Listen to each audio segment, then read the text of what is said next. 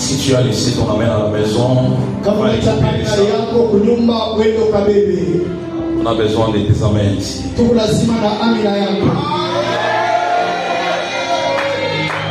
que ton amen couvre le ciel ce soir. Alléluia. Amen. Gloire soit rendue à Dieu. Alors, c'est quoi le terme de notre assise? Comment entendre clairement la voix de Dieu?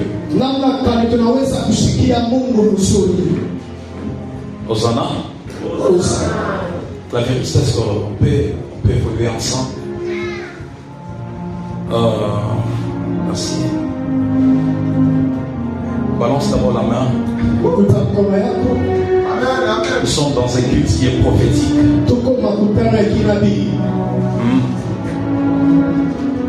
Ma prière est levée de mon cœur. Avant 6 heures. Que le Seigneur affecte ta vie. Est-ce que je peux répondre encore une fois ma phrase? J'ai dit avant 6 heures que Dieu affecte un ministère en ces lieux.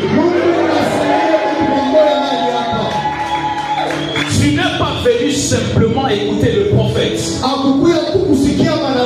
mais tu es venu écouter la voix de Dieu. C'est-à-dire tu sortiras de ces lieux avec la chose que tu manquais dans ton ministère. Si quelqu'un est en train de me saisir,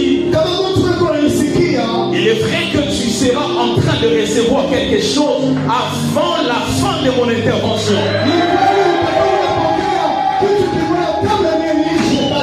Comment entendre clairement la voix de Dieu? Vous savez, par la grâce de Dieu, j'ai eu l'expérience dans le ministère. Tel que je suis devant vous, je suis un prophète. Et je vais dire que je suis censé vous expliquer clairement les choses. Hosanna. Hosanna. Et la plupart des gens qui viennent consulter le prophète, très souvent ils viennent demander au prophète,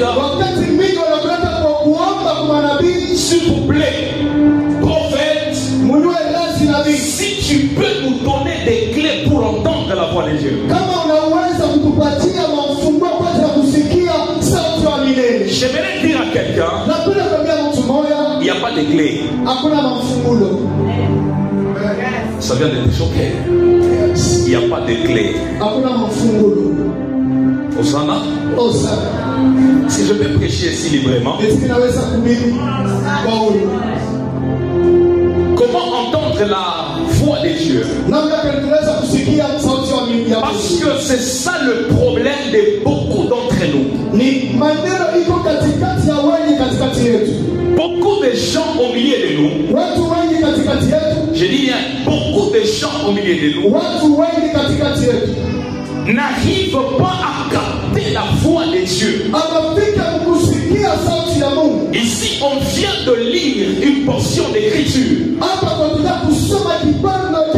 C'est dans Ésaïe chapitre 48. C'est là que la Bible déclare: il y a le bonheur en écoutant la voix de Dieu.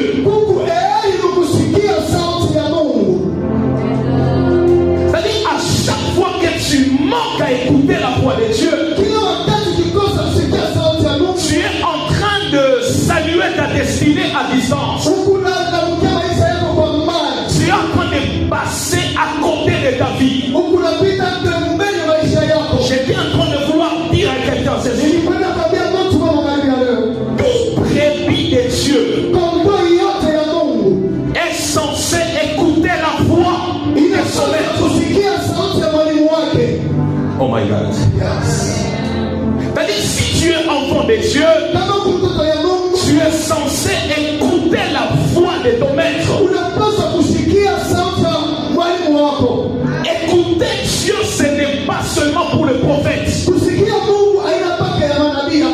là là. C'est pour tout enfant de Dieu. Est-ce que je parle à quelqu'un ce soir? Alléluia. Alléluia. Alléluia. Parce que mes brebis entendent ma voix. Si tu es brebis, tu es censé écouter la voix de Dieu. Parce que c'est là qu'il y a des problèmes. Beaucoup de gens n'arrivent pas à capter la voix de Dieu.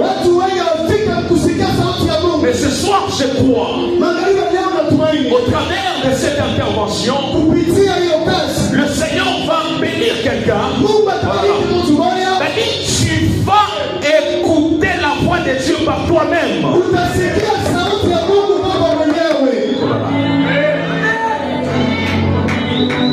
Dans la tête, c'est comme si tu n'aimes pas ce que je suis en train de dire. J'étais en train de te bénir en disant ceci. Tu ne vas pas seulement commencer à dépendre avec le prophète, mais tu vas écouter aussi Dieu par toi-même. Je vais commencer mon message en disant ceci. Il est vrai que dans l'Ancien Testament, Dieu ne parlait pas avec tout le monde. Dieu parlait seulement avec le prophète. Hosanna. Il ne parlait pas avec tout le monde, mais il parlait avec le prophète. C'est différemment avec cette nouvelle dispensation. Nous sommes dans la nouvelle alliance où Dieu nous a donné aussi cette grâce, cette opportunité d'écouter aussi sa voix. Ça ne sera pas seulement le prophète, mais ça sera pour tout enfant de Dieu. Est-ce que je peux parler à quelqu'un ce soir? Je suis en train d'essayer de mettre un peu de base afin que tu puisses comprendre quelque chose. Saint-Esprit de Dieu, aide-moi. Alléluia. Alléluia. Alléluia. Et quand je dis que Dieu parlait avec le prophète, cela était dans 3 canaux. Ok. C'était dans 3 canaux que Dieu parlait avec le prophète.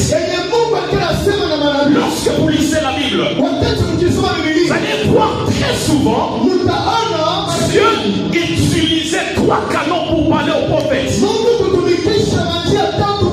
Premièrement, c'était par des visions, deuxièmement par des songes, et aussi par des voix audibles.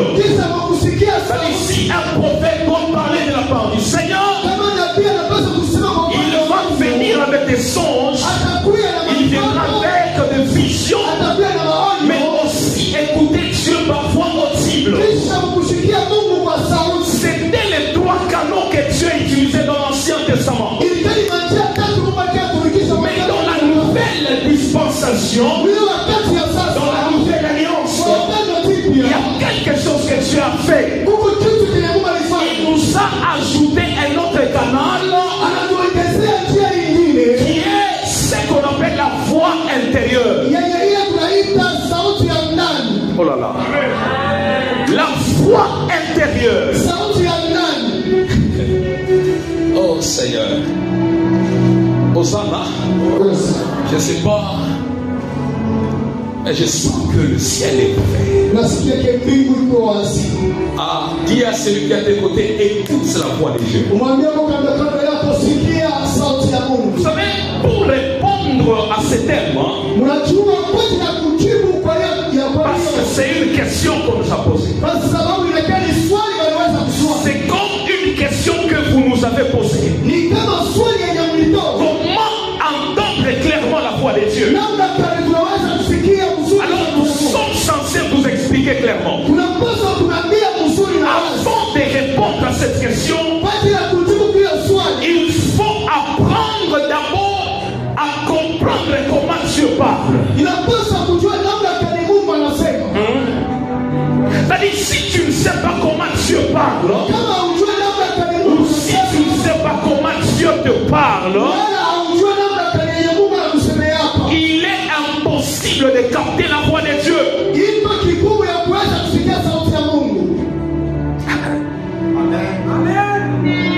Votre silence me terrorise. Jérémie chapitre 23, le verset 27 et puis 32. Ici vous allez voir une chose. Parce que Dieu, quand il voulait envoyer un prophète, à chaque fois, Seigneur, maman, vous qui bougez la tête, Dorcas, c'est qui? Oui. Présent. On acclame d'abord le Seigneur.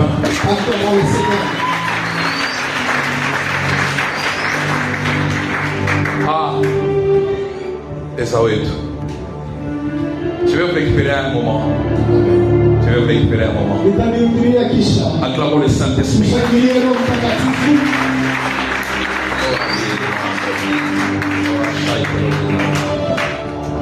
À chaque fois que Dieu parlait avec les prophètes, il utilisait les songes et les visions. C'est comme ça que l'ennemi aussi, lorsque les faux prophètes pouvaient venir séduire le peuple de Dieu, ils utilisaient aussi ces deux canaux afin de désorienter le peuple de Dieu. Parce qu'ils utilisaient ça comme étant arme. Je ne sais pas si je me fais comprendre. Alléluia. Alléluia. Alléluia. Dieu utilisait beaucoup des prophètes par ces canaux pour orienter son peuple. C'est pourquoi vous allez comprendre. Suivez-moi attentivement. Dans mon esprit, Seigneur. 1 Corinthiens chapitre 2, le verset 9. 1 Corinthiens 2, 9. C'est pourquoi la Bible dit. Oh. Ce sont des choses que l'œil n'a point vues. Là, il y a la vision. Les choses que l'oreille n'a pas entendues. La voix audible. C'est quoi la suite? Hein? C'est quoi la suite? Ceux qui ne sont pas montés au cœur de l'homme, c'est ce qu'on appelle la voix intérieure. La part de Dieu est de nous parler. Mais notre responsabilité, c'est d'écouter sa voix. Je peux les formuler encore. S'il y a une chose que Dieu sait faire, c'est parler. C'est-à-dire même pendant que tu es là, Dieu te parle. Ah, Dieu te parle. Dieu te parle. Bien écoutez, ça ne dépend pas de la volume de Dieu. Quelqu'un va dire non. Apparemment, je n'écoute pas bien Dieu parce que volume est non. Mais c'est la qualité de ton écoute qui compte beaucoup plus. Aïe aïe aïe. Parce que écouter Dieu, même pendant que je suis en train de parler comme ça, tu peux écouter Dieu. Même quand les chantres chantent, tu peux écouter Dieu. Même dans les flasheurs, tu peux écouter Dieu.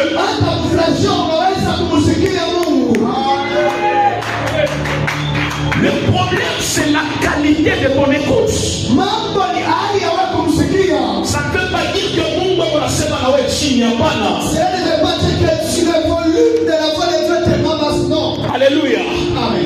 Et la chose que l'église doit comprendre, comprendre aujourd'hui. Les songes est la voie la plus fréquente aujourd'hui. C'est la voie que Dieu utilise beaucoup aujourd'hui. Je reprends encore. Je parle des songes. C'est une voie que Dieu utilise aujourd'hui. Il utilise ça beaucoup. Mais qui demeure incomprise par plusieurs personnes. Dieu parle, beaucoup de gens parlent des songes. Mais vous ne comprenez pas le langage de Dieu. On est ensemble, hein? Et j'étais en train de dire encore que les visions est la voie qui est plus combattue. Oh. La vision, c'est une voie qui est tellement combattue. Vous savez pourquoi? Je suis en train de méditer une portion d'écriture aujourd'hui. C'est à cause de la mauvaise incompréhension de 1 Samuel chapitre 9 verset 9.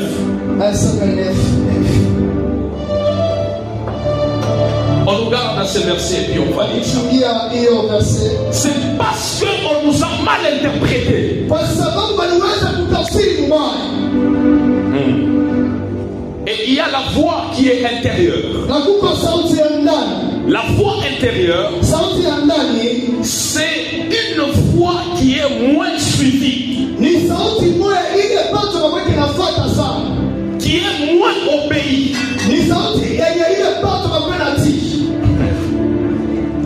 Dieu parle avec plusieurs personnes par cette voix intérieure.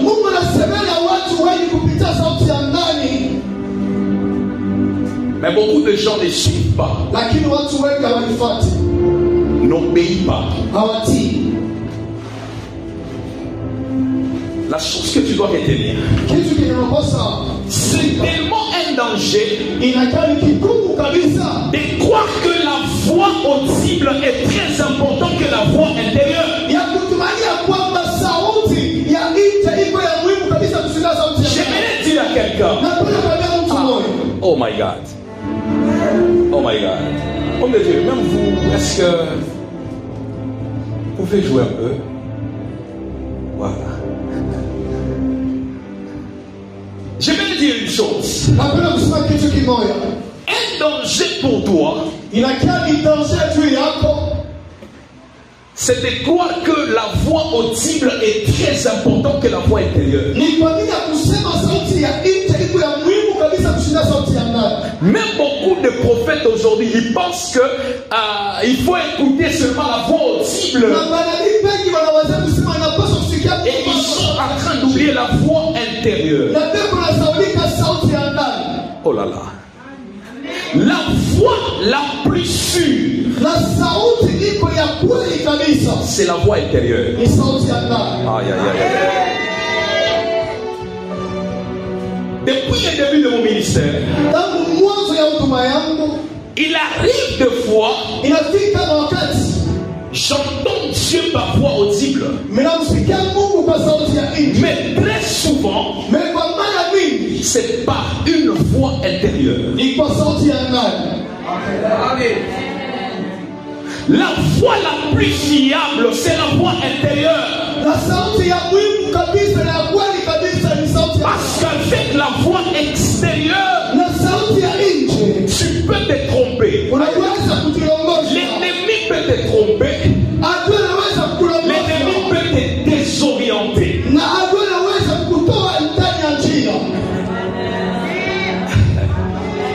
1 Samuel chapitre 9. 1 Samuel 9. Autrefois en Israël, quand on allait consulter Dieu, on disait venez et allons au vaillant, car celui qu'on appelle aujourd'hui le prophète s'appelait autrefois le vaillant. Amen. Alléluia. Amen. Avec cette écriture, vous savez, il y a beaucoup de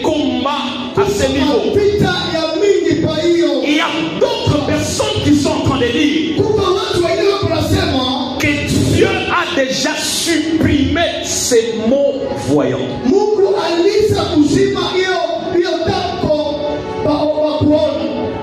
Interprétez bien.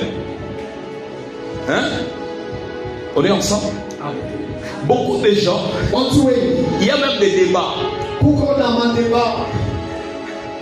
C'est lui qu'on appelle aujourd'hui Nabi. Autrefois on l'appelait voyant. C'est comme qui dirait on a déjà supprimé ces mots voyants.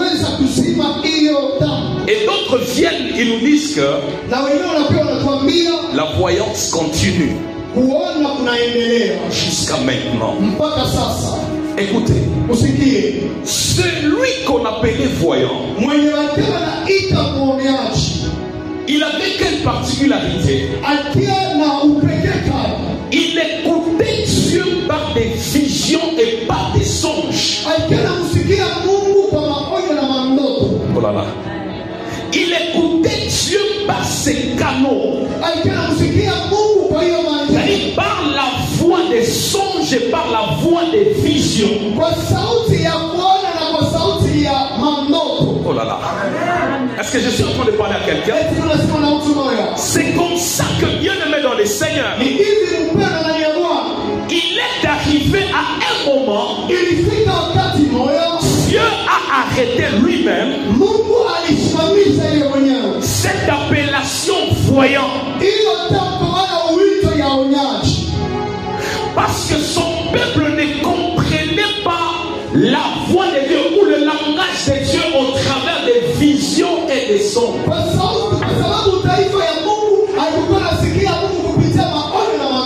C'est comme ça que 1 Samuel chapitre 3, le verset 1er, la Bible dit ceci. Il est arrivé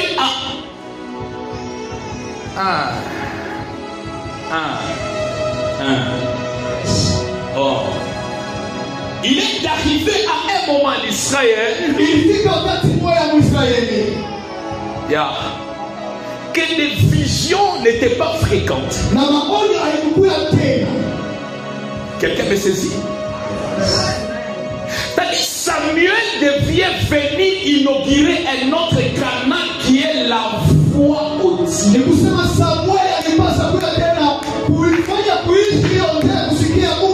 Parce que les visions et les songes étaient rares.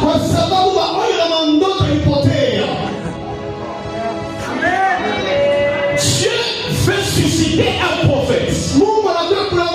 Et quand il suscite Samuel, Samuel vient inaugurer un autre canal.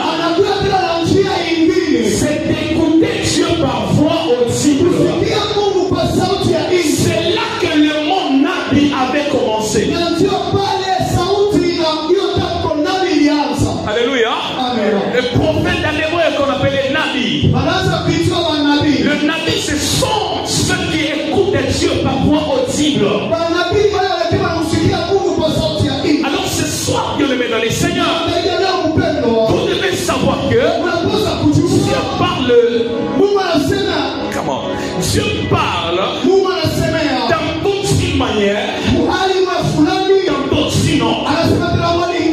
Beaucoup de gens disent que Dieu ne leur parle pas. Mais je vais te dire, Dieu te parle. Comment? J'étais en train de dire que Dieu te parle. Dieu te parle. Dieu te parle. Dieu vient avec Habakkuk, Seigneur. C'est tranché de la deuxième. Est-ce que vous faites la deuxième tranche là? Deuxième tranchée. Deuxième tranchée, est-ce que vous pouvez balancer? Je suis en train de voir pendant que je passe, c'est comme des lettres. Levez-vous d'abord. Je vois N, je vois G, je vois O, je vois I, et puis je vois. C'est comme Moïse, c'est qui? Moïse. C'est vous. Ok. Les autres. Ça n'est pas moi que je suis en train de parler là.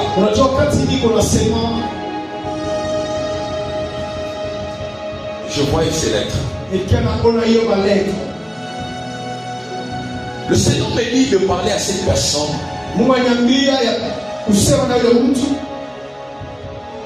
Que Dieu est en train de t'accorder un mariage.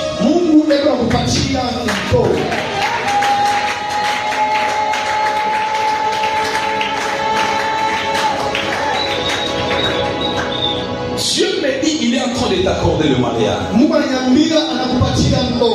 Il est en train de t'accorder le mariage.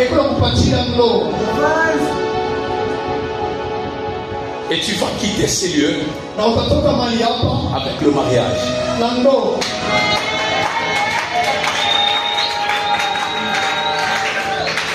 Je prie au nom de Jésus que ta raison de venir en ces lieux libère l'atmosphère de Dieu dans ta vie. Ton amen est encore à la maison. J'ai dit ton amen est encore à la maison. Les Dieu qui t'a amené jusqu'ici, que Dieu fasse quelque chose dans ta vie. Ma soeur, le Seigneur vient de t'accorder le mariage. Et reçois ça au nom de Jésus. Et reçois ça au nom de Jésus. Je peux entendre dire ceci. Dieu a les aouettes, les aubatates.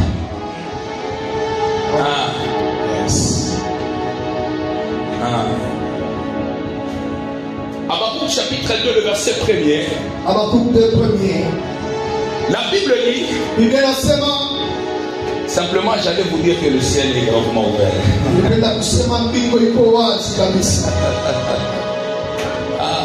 Cher prophète, le ciel est gravement ouvert. Alléluia. La Bible dit ceci. Je me tiens à mon poste pour voir ce que le Seigneur me dirait. Quelqu'un voit ça? Pour voir ce que le Seigneur me dirait. Pas pour voir ce que le Seigneur va me montrer, mais pour voir ce que l'Éternel me dirait. Pour Habakkuk, les images est égales à l'écoute. L'image est égale à la voix. Dieu s'arrange. Je peux parler ici. Dieu s'arrange à chaque fois à celui qui voit et à celui qui entend. Oh my God.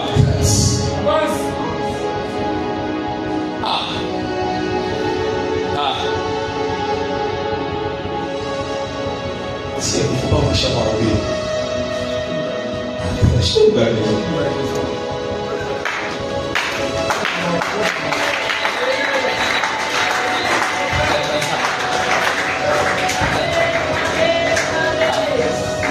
Voir est égal à entendre. C'est-à-dire, je peux voir les lettres comme je viens de les citer là. C'est-à-dire, voir est égal à entendre. Je vois, mais en même temps, je discerne la voix de Dieu dans la vision que je fais.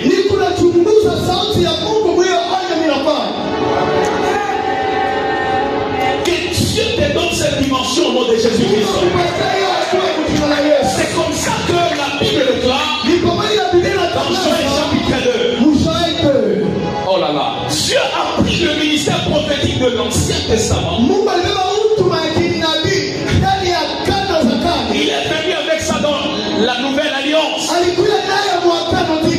Et il te l'a donné au travers de son esprit. C'est-à-dire, tu vas manifester la même chose que le prophète de l'Ancien Testament manifestait.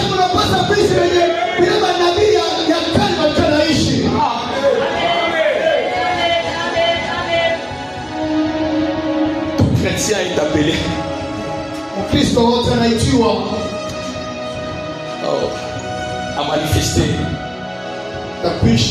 à manifester ça. Je peux vous dire quelque chose. C'est une honte à un enfant de Dieu de ne pas écouter la voix de Dieu.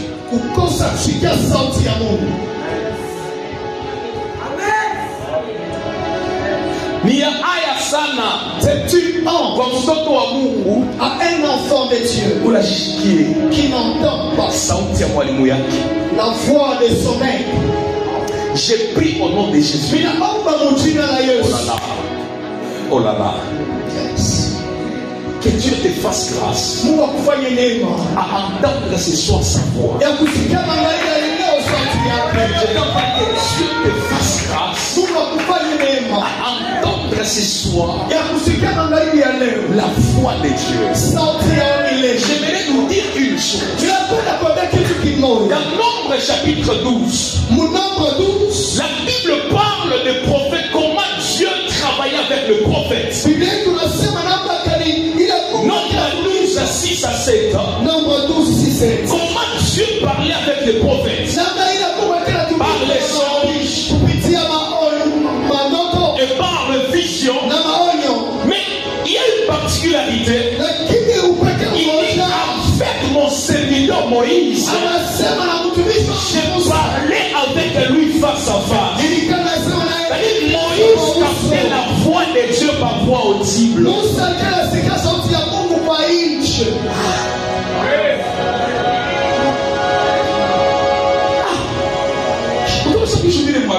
On dirait que ce presse pas Maranatha. Que Dieu te donne la capacité d'écouter sa voix au nom de Jésus. Mais c'est ici que je vais parler au prophète. Peut-être tu es dans la salle. Tu as un nom. Tu as un nom de prophétie. Je te parle pas des songes. Je te parle pas des visions.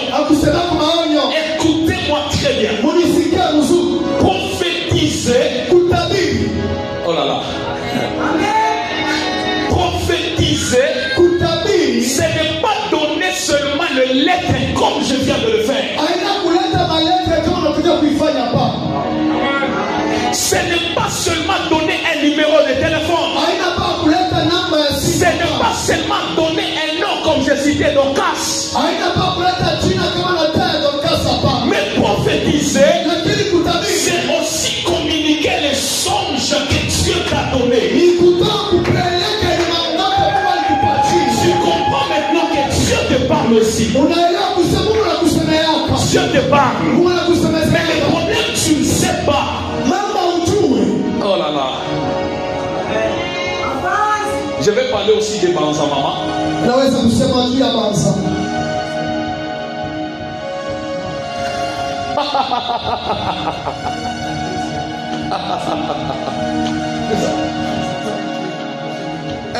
Je vais parler à un moment.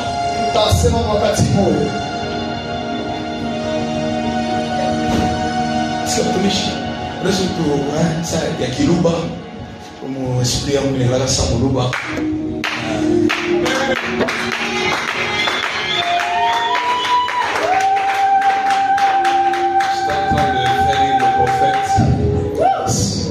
Si je lui ai dit, en tout cas, il l'ombre, ça ça. Il va boire, et puis, on va la chouka. Et Dieu peut descendre. Et quand Dieu descend, Dieu a déjà parlé. C'est lui qui a déjà parlé. Vous savez, le songe. Vous vous posez beaucoup de questions, maman, puisque je vais aussi parler de Monga.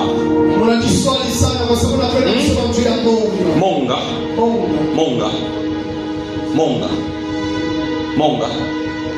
D'accord.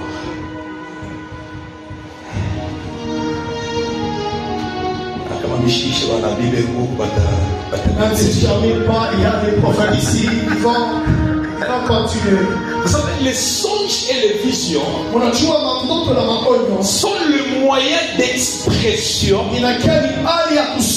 des 4 dons spirituels.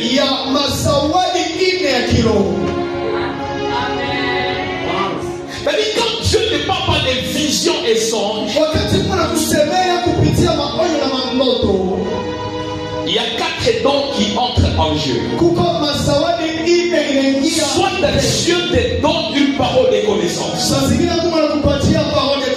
soit il te donne une parole de sagesse, soit c'est le discernement des esprits qui est en train de travailler, soit c'est les dons de prophétie qui est en train de travailler. Alors ne néglige pas parce que toi tu rêves trop.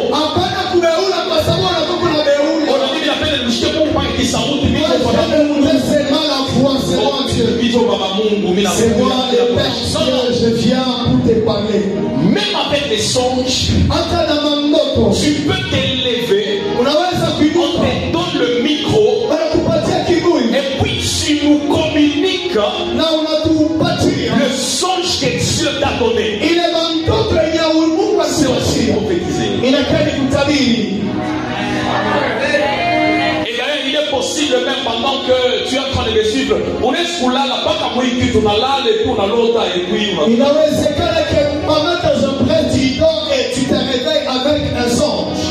Ah, désolé.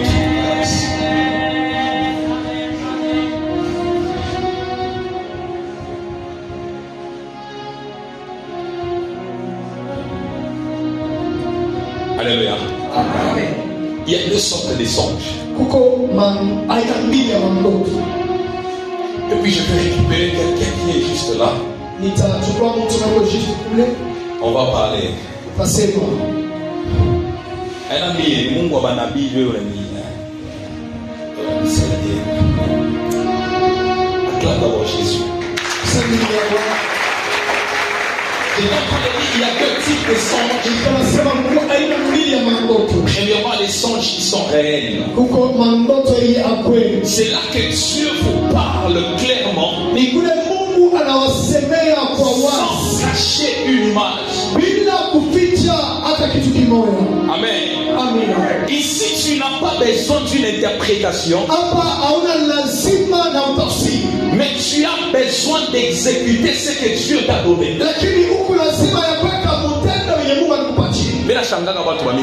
Yes. Dieu t'a donné un rêve. Et puis et tu vas avec ça. Tu vas expliquer aux hommes de Dieu. Si Dieu a parlé avec toi, clairement tu as vu des choses.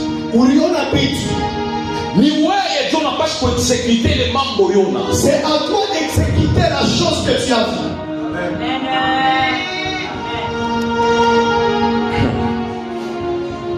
Il y a des songes comme ce que Joseph avait vu. Joseph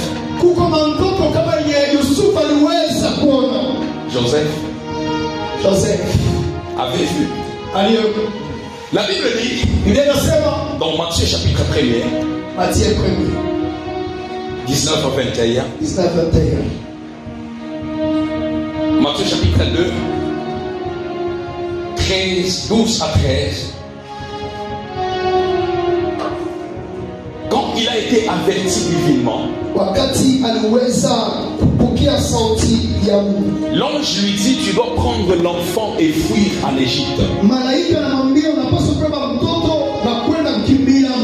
Avec ça, tu n'as pas besoin qu'on interprète. Papa, on tafsiri comme million na mambo. Uliona clair. Tu as vu clairement. Hein? Yes. Mungu ile kona tafuta na wewe ni wewe exécuter kile kitu Mungu alikuonesha. C'est que Dieu veut de toi, c'est que tu puisses exécuter ce qu'il t'a montré. Est-ce que je suis en train d'aider quelqu'un? Comment minute ça vous aider mon élecate? Si mes minutes vous allez me dire la vérité. Alléluia. Alléluia. Alléluia. Je sais que j'ai déjà consommé beaucoup de minutes déjà. Oh Seigneur, Saint-Esprit, aide-moi. Tu as vu des choses que mtoto wake ya sangaji fulani amakufwa. L'enfant de tel tante est mort. Uliona clairement. Tu as bien vu, tu as vu clairement. Unaona bitu. Tu as vu les choses. Tu n'as pas besoin qu'on interprète. Tu parles à quelqu'un. Tout ça, il est une note à Joseph. C'est comme les sens de Joseph. Les temps qu'il allait prendre pour chercher, je ne sais pas, un prophète, un homme de Dieu. On interprétait au Pélé. Hérode devient prendre l'enfant et tuer l'enfant Jésus.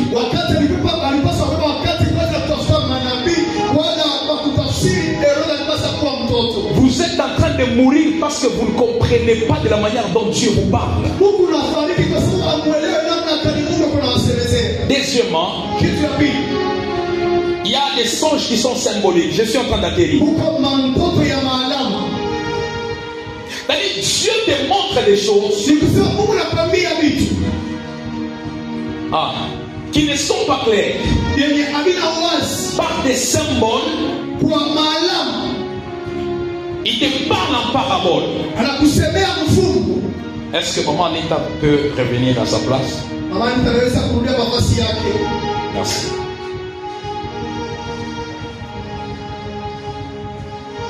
Yes. Ici, Dieu nous parle en utilisant des images symboliques. Parce que dans Matthieu chapitre 13, le verset 12 à 13, vous allez voir une chose. La Bible dit, oh là là, oh là là, pourquoi tu nous parles en parabole? Kisha Yesu anasema hivi.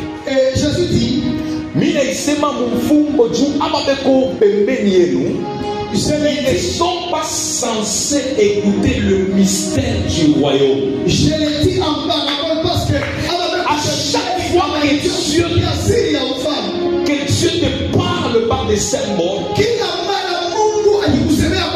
anakonesha mambo moja et puis on comprendre. Il te dit quelque chose que tu ne comprends pas. Parce que Dieu sait, oh my God, autour de toi, il y a peut-être des hypocrites. Il y a peut-être des gens qui sont jaloux, qui ne sont pas censés, oh my God, avoir accès au message que Dieu te donne. C'est comme ça que Dieu te parle par des symboles. Ici, tu as besoin de l'interprétation, mais pas une interprétation que tu vas demander à un homme de Dieu. Toi-même, tu dois prier pour comprendre ce que Dieu t'a caché dans les songes, dans la vision. Pas courir derrière les hommes de Dieu, papa, explique-moi ça. Non. Vous devez être dans cette dimension de comprendre ce que Dieu vous dit. Oh my God. Yes. Vous savez pourquoi? Parce que c'est dans notre avantage que Dieu nous parle par des symboles, que Dieu nous parle en parabole. Quelqu'un dit avance prophète. Il y a des choses que vous devez savoir. Merci Seigneur. Je peux avancer. Dans quelques minutes, je suis en train d'atterrir. Lorsque mon frère, tu as vu quelque chose, ça peut être une vision ou ça peut être un songe. Lorsque tu vois la chose,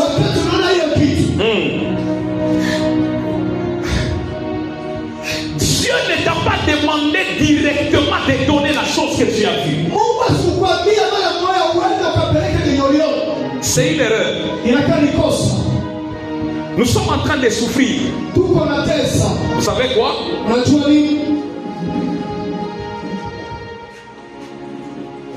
Quand tu as vu que le prophète Josué a été empoisonné, Dieu ne t'a pas demandé de venir me dire ça directement. Il y a une part de responsabilité que Dieu t'a donnée, t'a confiée. C'est d'abord intercéder pour le prophète Josué afin que la chose n'arrive pas.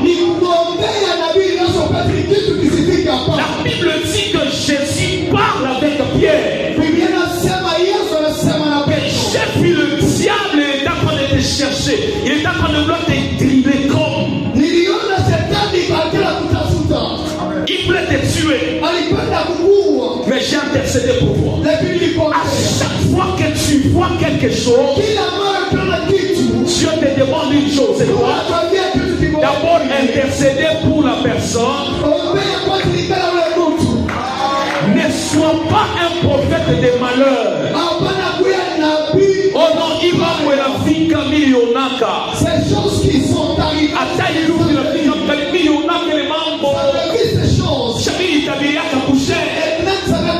C'est pourquoi vous dites message sur ta mobile et tout à libérer. On va condamner sans prière. Oh là là. Ça ne fera pas une joie lorsqu'on prophétise quelque chose de mauvais.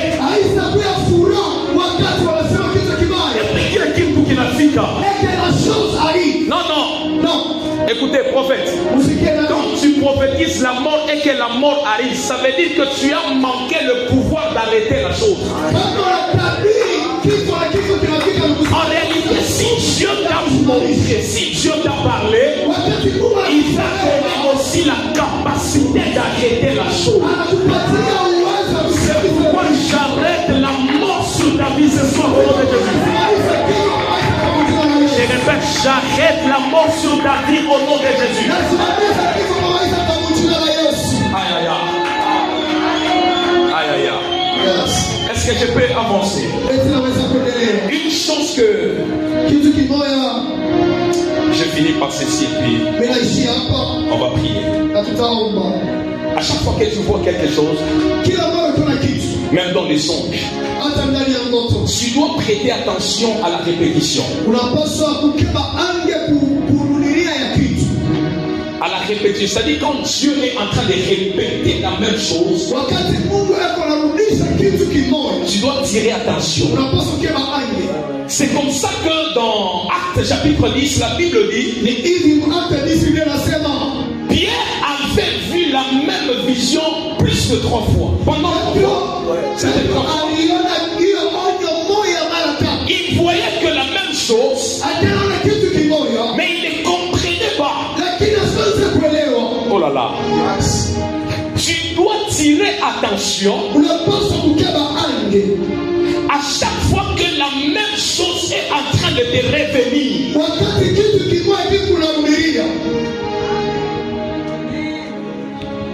Joseph dans Genèse, la Bible dit qu'il avait vu les zèbres. Il a vu aussi les étoiles. C'était après. Quand il a vu le zèbre, il ne comprenait pas. Dieu revient, il lui montre les étoiles, il lui montre la lune, il lui montre le soleil. C'est pour attirer l'attention de Joseph afin qu'il puisse comprendre le sens du rêve. Est-ce que je peux dire quelque chose? Notez bien, la répétition signifie ceci. Dieu attire votre attention à quelque chose qui est très important. Si le même message est en train de revenir, on te prophétise toujours la même chose. Prophète, je vais dire quelque chose de très fort. Lorsque Dieu répète la même chose, Lorsque Dieu répète la même chose, cela veut dire que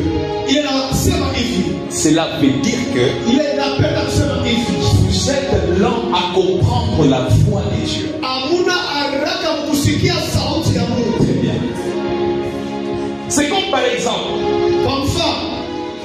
je viens ici et j'ai dit au prophète Joseph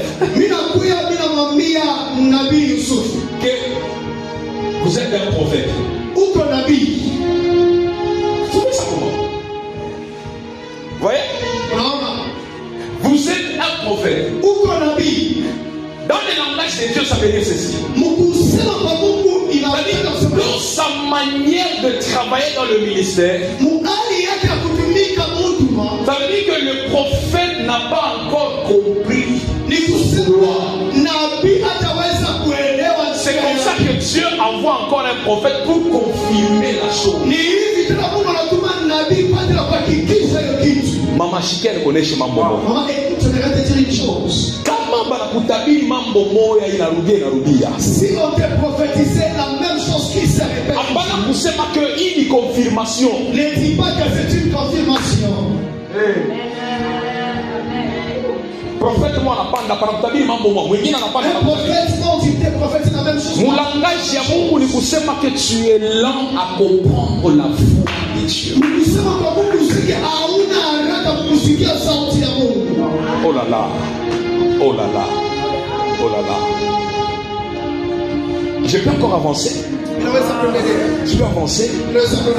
Tu es lent. Ne dis pas que waouh, c'est une confirmation. Papa, j'ai compris. Même avant que je vienne. Oh my God. Avant que je vienne ici, j'avais vu ça. Dieu veut te dire que lorsque tu avais vu ça à la maison, tu n'as pas compris. Tu étais lent à comprendre. Maintenant, j'envoie un prophète afin que tu puisses comprendre.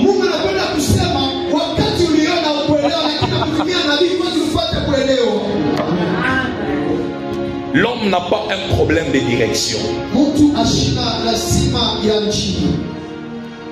Mais j'ai découvert un problème.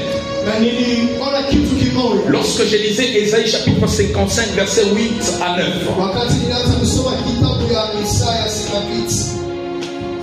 Il y a quelque chose qui a attiré mon attention. J'ai compris que l'homme n'a pas un problème de direction. Tu peux être dans la même direction avec Dieu et manquer à capter sa voix. Ok. La Bible dit ceci. Mes pensées ne sont pas vos pensées. Oh là là.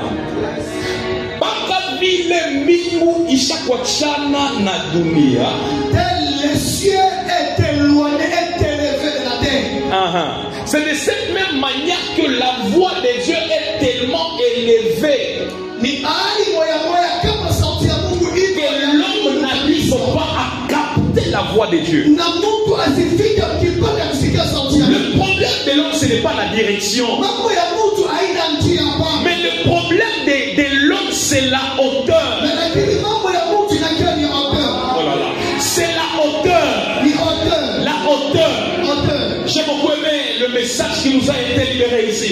L'homme de Dieu a libéré une onction en disant ceci. Ce soir, le Seigneur va libérer une onction avant que tu puisses connaître l'ascension dans ton ministère. Dieu va te prendre de quelque part et t'amener dans sa fréquence afin d'écouter sa voix.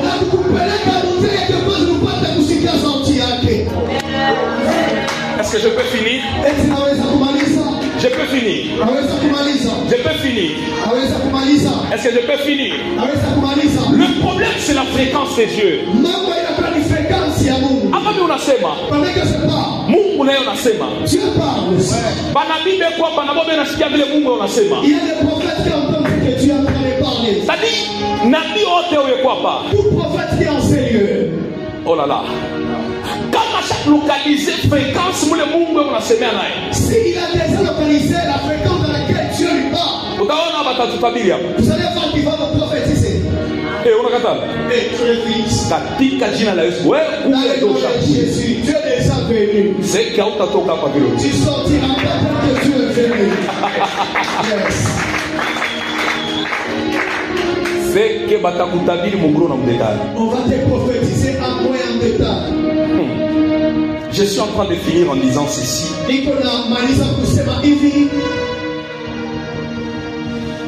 Date, écoute.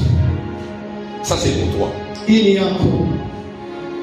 Lorsque tu veux arriver dans la fréquence de Dieu, capter la voix de Dieu, il y a deux choses. Il y a ce qu'on appelle l'adoration. Oh là là. L'adoration à l'esprit. Il y a aussi la prière en langue.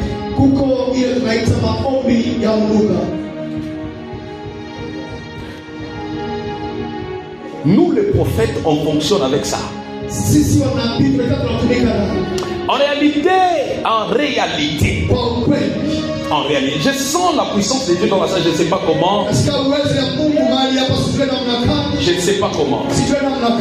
Il y a quelque chose qui veut se passer. Est-ce que le protocole peut se mettre à debout, s'il vous plaît? Le protocole, mettez-vous debout, s'il vous plaît. C'est-à-dire l'adoration à l'esprit et le prière en langue, ça te renvoie dans la fréquence de Dieu pour capter maintenant sa pensée. Ce soir, le Seigneur va récupérer plusieurs personnes ici. Oh là là, Dieu va récupérer plusieurs personnes ici. Plusieurs personnes.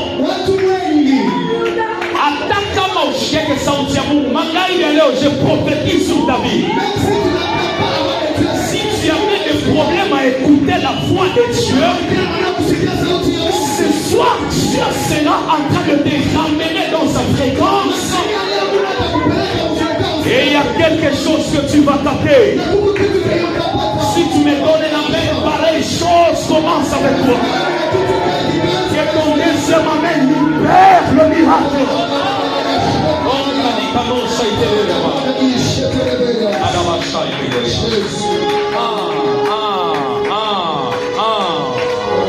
Vous qui êtes debout, restez debout. Il y a quelque chose que le Seigneur est en train de faire.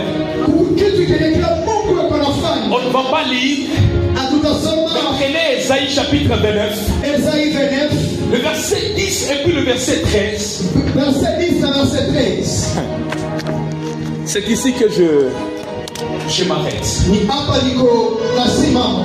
Écoute-moi, bien-aimé. Pourquoi beaucoup de prophètes n'arrivent pas à capter la voix de Dieu? Ici, il y a la réponse que Dieu nous a donnée.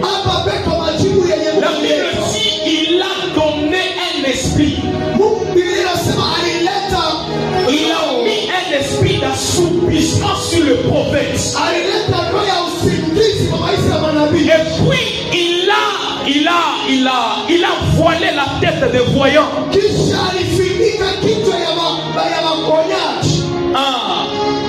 Voyant banashinda kona, banashinda kulota, banashindwa. Vous savez pourquoi? Parce que la Bible dit ceci dans le verset 13.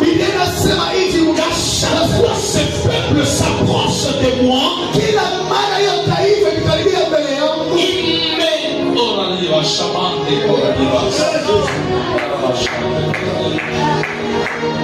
mon Dieu.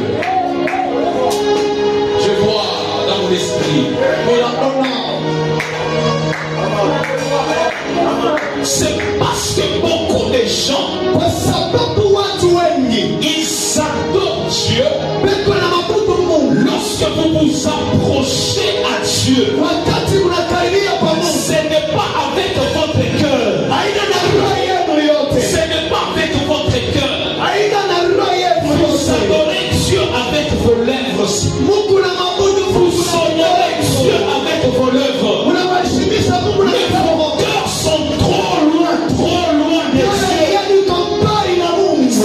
pourquoi Dieu vous a privé de sa foi?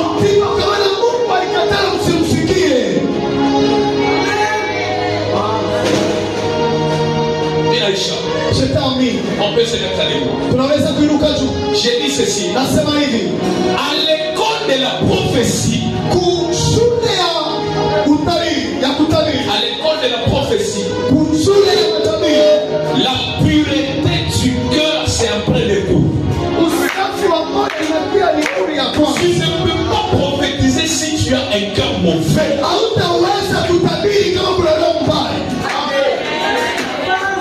C'est lui qui a le cœur pur verra.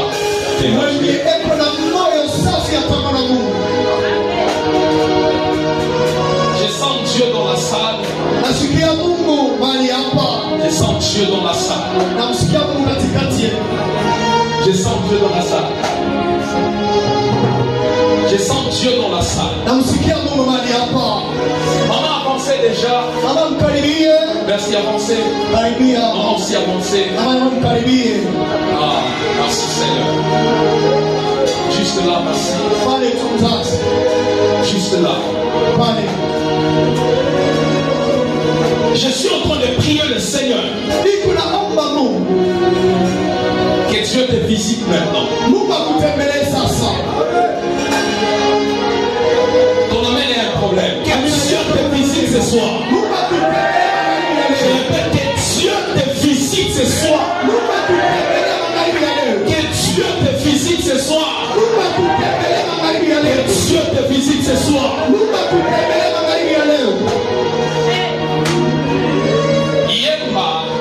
Yemba.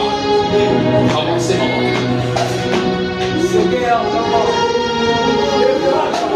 Attendez d'abord. Attendez, maman.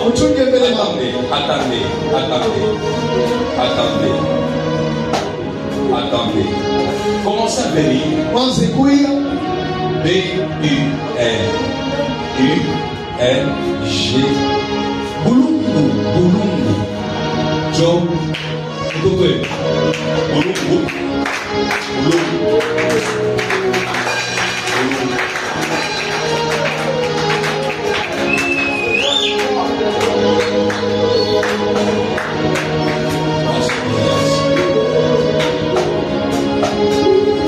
Parce que pendant que je suis en train de parler ici, par la grâce de Dieu, je viens de voir Yemba. C'est comme vous êtes en train de sortir des sépulcres. Mais quand vous sortez des sépulcres, je vois vous sortez avec Boulungu. Oh là là. Parce que je vois on l'enterre le 2 février 2025.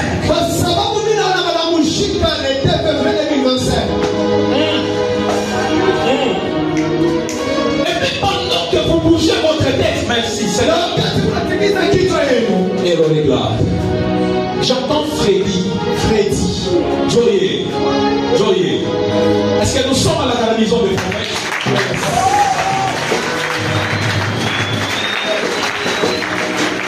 J'entends Freddy. Le Seigneur me dit ceci. Il est où d'abord?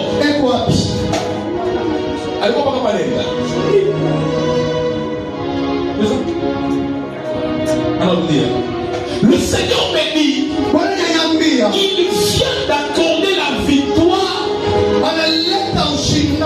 dans votre famille. La première personne que Dieu vient de délivrer,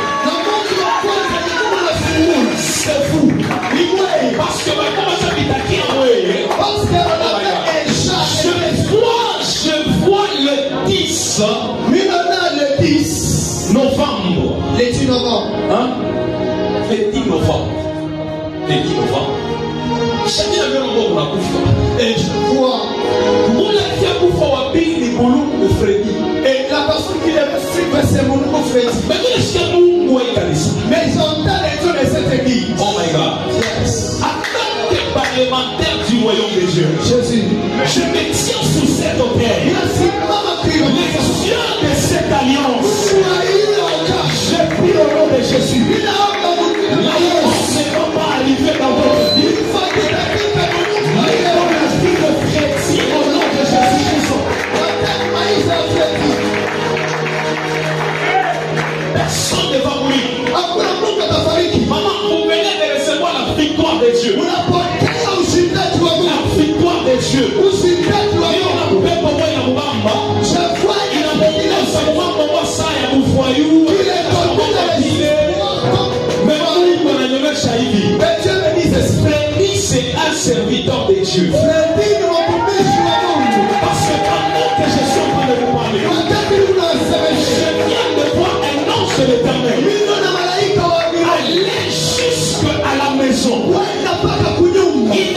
pas seulement Freddy, mais je vois l'ange de l'Éternel toucher aussi Jonathan. Est-ce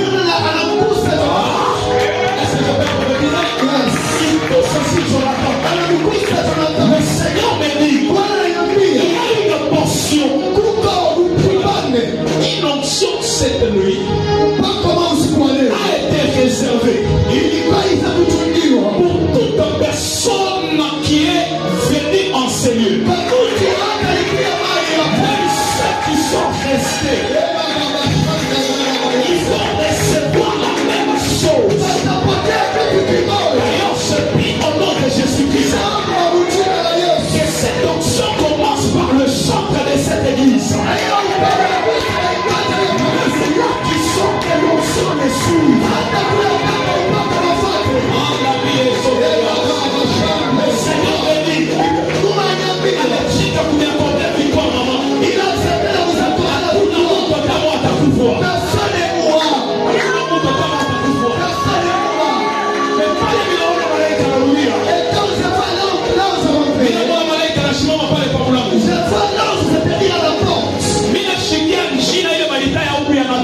J'entends les mots de Natacha. Mais pendant que Natacha, mais pas wakati Natacha, j'entends l'ange. J'entends l'ange. Qui est non? C'est comme Tapia. Kapia. J'entends Tapia. Bien sûr qu'il y a Kapia. Et j'entends Dieu me dit, Tapia naye arrivait à Koufa le 2 septembre. Kapia aussi devient mourir le 2 septembre. Le 2 septembre, c'est quoi?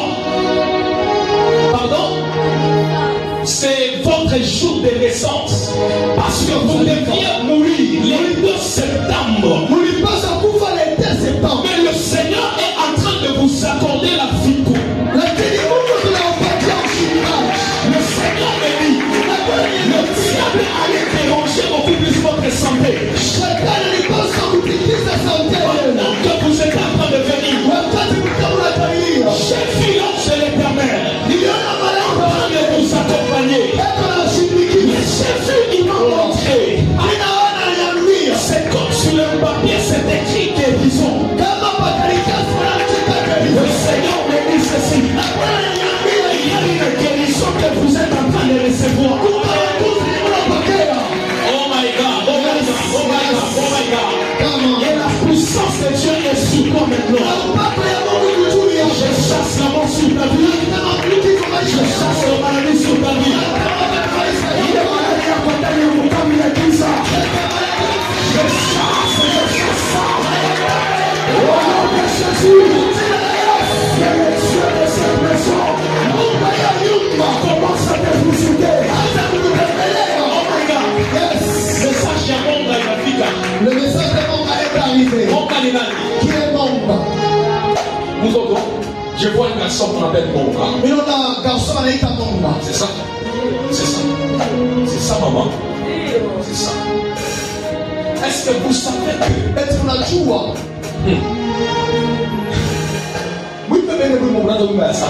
Chantez d'abord quand que vous avez chanté la salle. Les esprits des prophètes. Et là, il me sauve pour dire Jéhovah.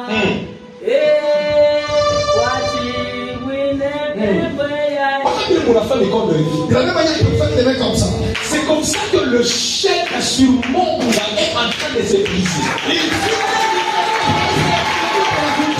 Parce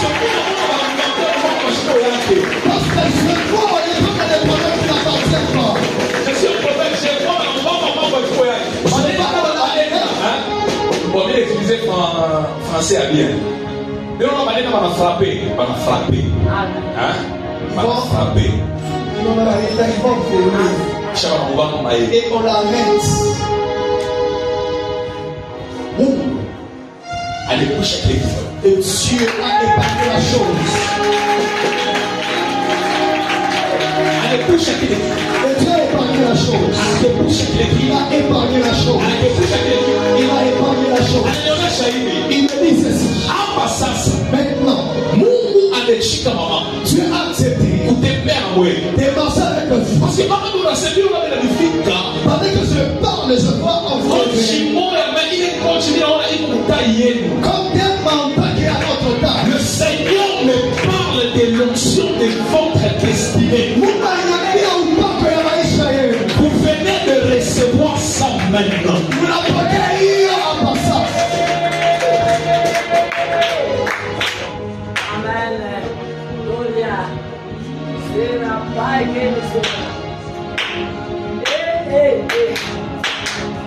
Et la même chose t'arrive au nom de Jésus. Maman, parce que quand j'ai vu Dorcas, je finis parce que vous faites pousser des cris des jours et puis vous êtes en train de les venir avec ça. Rentrez dans la victoire de Dieu.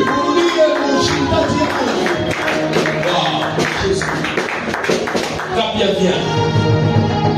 C'est pour mettre à l'italien à Chinichema. On va terminer ça aujourd'hui. Dieu m'a dit. Il a accepté d'aider Dorcas. Parce que quand je vous regardais, j'ai vu que vous avez poussé votre tête. Je voyais Dorcas. Dieu m'a dit pendant que vous êtes venu, il ne va pas seulement mais seulement si Dieu a aidé Dorcas. Mais Dieu insiste beaucoup plus dans les domaines maritaux.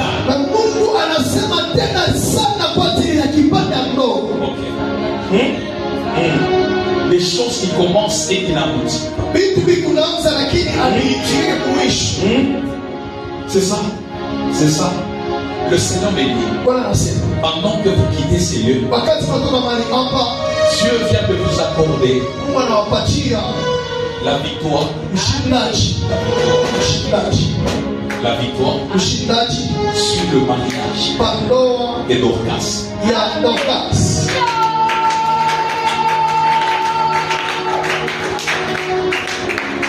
Parce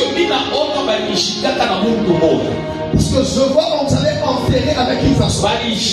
Ok, on avait enterré le mariage de Dorcas avec une personne. Mais pendant que je parle, je vois Dieu nécessiter ce mariage. Que le Seigneur le fasse aussi pour toi au nom de Jésus. Vous allez rentrer dans ce Seigneur. Vous allez rentrer. Et Dieu vous a donné l'argent. Dieu vous a accordé l'argent. Dieu vous a accordé l'argent.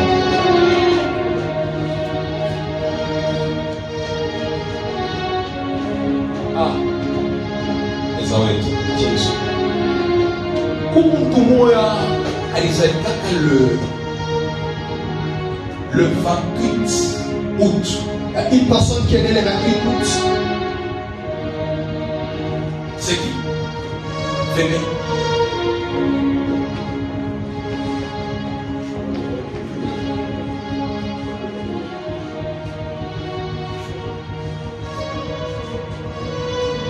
Pendant que nous restons maman de Makuta. Pendant que je parle des problèmes d'argent. On n'est pas. Oui, maman. Derrière. Maman avancée aussi. Le Seigneur bénit. Le Seigneur bénit. Toi, tu es une bénédiction dans la maison de tes parents.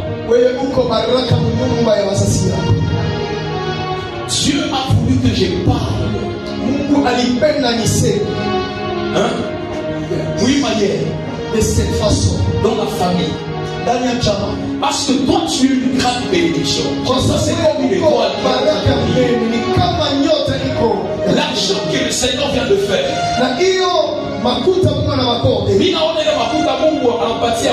Je vois aussi Dieu te donner tout. Elle est une grande bénédiction. Tu t'appelles comment? Jaël. Tu es une grande bénédiction. Dans la maison. Dans votre maison, tu es une bénédiction. Et Dieu me dit que cette nuit, je dois te bénir.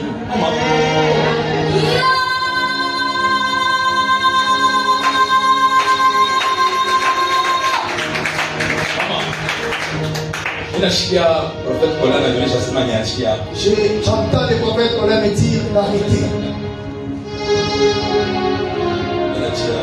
J'arrête ici. Maintenant, pour rentrer, commencez à dire ceci à Dieu. Criez. prier. Lequel ne va pas mourir?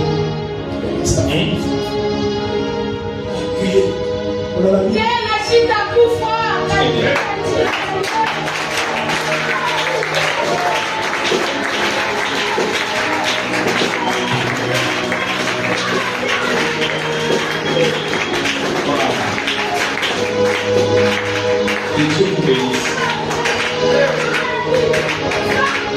Restez là. Maman, vous pouvez rentrer. Vous restez là, laissez là et puis je vais prier pour vous. Est-ce que vous pouvez acclamer le Seigneur?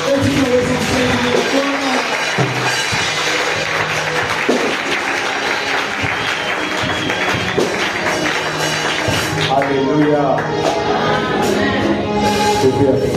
Est-ce que tu peux te balancer là-bas? En fait, tout à l'heure, tu vas prier. Amen. Amen. Est-ce que tu peux faire ça? Chez ma mère. Est-ce que tu peux te lever? Chez ma mère. Lève-toi. Alléluia. Amen.